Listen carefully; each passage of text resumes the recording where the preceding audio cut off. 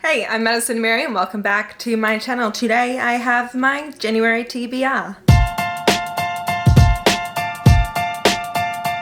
So we're in the first month of 2020. And that means this is my first TBR 2020. I'm very excited. I have some plans. I actually have a lot of arcs I need to read that I kind of forgot came out in January of 2021. I just said 2020 like 7 times, didn't I? Huh. That's gonna take some getting used to. Anyway, I have 3 arcs I need to read, and then I have some other books that I just want to read for myself. So without further ado, let's get into the TBR. So I'm actually going to start with the 3 arcs I need to read, the first of which comes out on January 5th, and that is Bedazzled by Ryan LaSala. I was fortunate enough to read Reverie, which was Ryan LaSala's debut book last year, and now I get to read his sophomore novel. So this takes place at something sort of like Comic-Con, and we follow Raffi, and he is very into cosplays and creating them. He's like a designer, he loves it, and last year he got really close to winning the competition with his boyfriend Luke until something went wrong, and now they are exes. They ended up breaking up because of it, and Raffi is determined that this year he will win by himself and create the best cosplay ever. However, things go wrong when he is actually forced to partner up with Luca, and this is like a whole problem because they haven't really spoken since they broke up. And now Raffi must trust Luca once again with the cosplay competition, and it is about them wanting to win and having to deal with all those past feelings, and I'm very excited for it. I love Ryan LaSala's writing. He actually has some really great humor in his books, and I cannot wait to read his sophomore novel. The next book comes out January 12th, and that is Into the Heartless Woods by Joanna Ruth Meyer. I adore Joanna Ruth Meyer. I read her previous book, Beyond the Shattered Earth, and I really enjoyed it. It was a solid 4-star read, so I'm very excited to read her next book. So this takes place in a world where there is a witch that lives in the woods, and she has 8 daughters who are tree sirens, which I'm not really sure what that means, but I'm sure I will learn. And the tree sirens, they lure men and women to their deaths, and they use those deaths to feed the heartless tree, and that is what helps them kind of expand their forests, their woods into everything else. But we follow Owen Merrick, and he works for the king mapping the stars, and he lives just on the outskirts of the forest because that's the best way to get everything. And he has resisted all the temptations to go into the forest over years and years, but he actually decides to venture over the wall once his sister goes missing. However, he doesn't get lured to his death when he passes over the wall. Instead, one of the tree siren daughters, Seren, ends up saving him, and the two of them kind of start this secret friendship relationship with one another as they spend these secret moments together. But everything goes wrong when suddenly the stars foretell that there will be a war between the king and the witch queen. And that means that Owen and Seren will be on opposite sides of the war, and what that means for the two of them. I have heard from Joanna Ruth Meyer that this book is her most brutal yet. It takes a lot of punches, and it will really shock readers. If you've read her other books, this takes a totally different tone, and I'm really excited for that. And the last one I have is Shipped by Angie Hockman. This comes out on the 19th of January. I'm so excited for this, it's not even funny. So this is perfect for fans of The Hating Game. So we're following Henley Evans, and she is a marketing manager, and she spends all her time taking night classes and working her ass off at her job. She doesn't really have time for friends, family, relationships, nothing. And when a promotion comes up for the company, she's jumping at it. The only problem is that Graham Crawford Collins, who is the remote social media manager, is also up for the promotion. And the two of them are kind of office enemies. They've never met, but they exchange emails and things like that, and they do not get along. Their boss ends up saying, hey, I want the two of you to each draft your own proposal on how we can increase bookings for our cruise liner that goes to the Galapagos. And the two of them are then forced to both go on this cruise together to do research for this marketing proposal that they each have to make to compete against one another. However, when they finally meet for the first time, Henley ends up realizing that, Graham isn't as awful as she thought, and she begins to wonder, okay, what am I going to do now? I'm kind of falling for him, but we're both up for the same promotion. What does this mean? And so I'm very interested to see how this goes. I hope it doesn't take one of those, the girl gives up her job for the guy thing. So I'm very interested in this, but I'm also so excited. I'm so excited to see how this goes because I think it's gonna be so much fun. Okay, so those are my 3 arcs that I have to read. Then we have a book that I was sent from an author to read, and I'm very excited to get to it finally in January. I was gonna read it in December, but then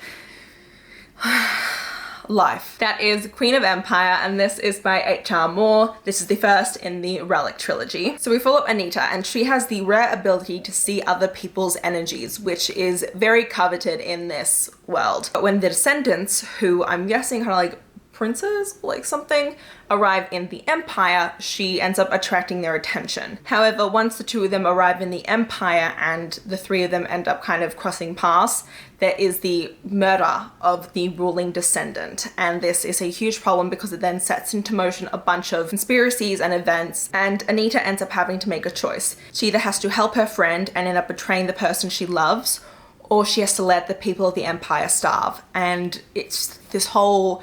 I'm very interested to see how this goes.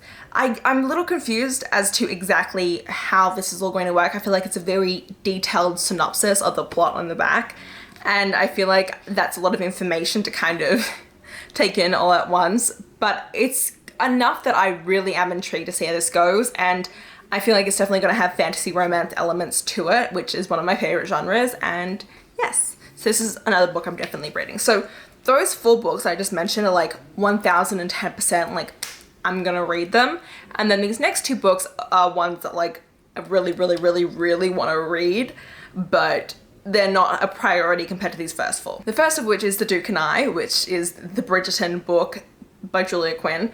And I was supposed to read it in December, but then life. And so I want to read it in January. I really want to read this book so I can finally watch the TV series.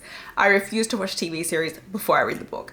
Refuse, 100%, 10,000%, refuse to watch it before I read it. So, book, plan to read eventually so I can watch TV. Sounds simple enough. And then the last one I want to read is actually another historical, and that is Someday My Duke Will Come by Christina Britton. This is book number 2 in the series. I have not read book number 1, but I was sent book number 2 from the publishers, which is Forever, which is published by Grand Central, and I'm very excited to read this. I am a huge historical fan, and Forever does a lot of historicals, which, you know, is just beautiful. And so I'm just gonna start with the second book. I have done it in previous series before where I read like not the first book in a historical series.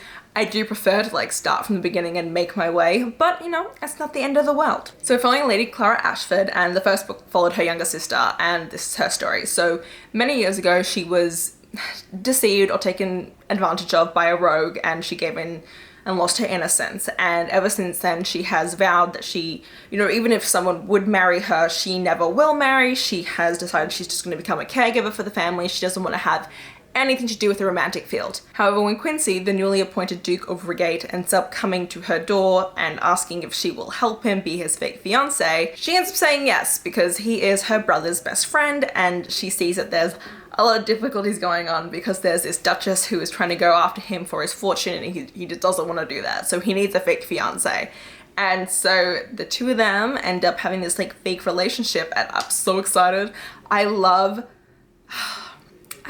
all these tropes whenever they're in historicals. Historicals are some of my favorites, and they're a genre that I adore, but do not read enough of considering how much I love them. And so I'm so excited to read this, like a fake relationship in a historical, and then also like brother's best friend, like, oh, so many good tropes in this, so many good tropes. But yeah, those are going to be the, how many books is that? 4 or 5, 6 books. So the 6 books I do really want to read in January. And oh my god, how did I forget? Hang on, give me a second. How did I forget? The God of Frost and Starlight I will be reading in January for the live show.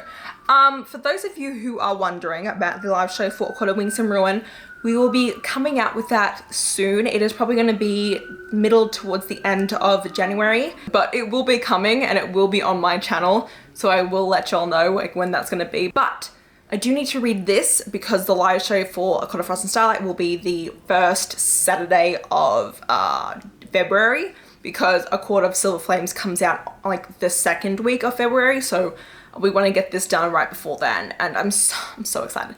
I love A Court of Frost and Starlight. I know a lot of people don't, but like I take this as a novella. It is a novella, it has its purposes, and I don't go into it as just mentally, as I do full-length books. I don't get why some people do. But yeah, that's it for this TBR. Let me know if you're participating in ACOTAR Along, if you will be checking out my channel for that live show. I'm very excited for it.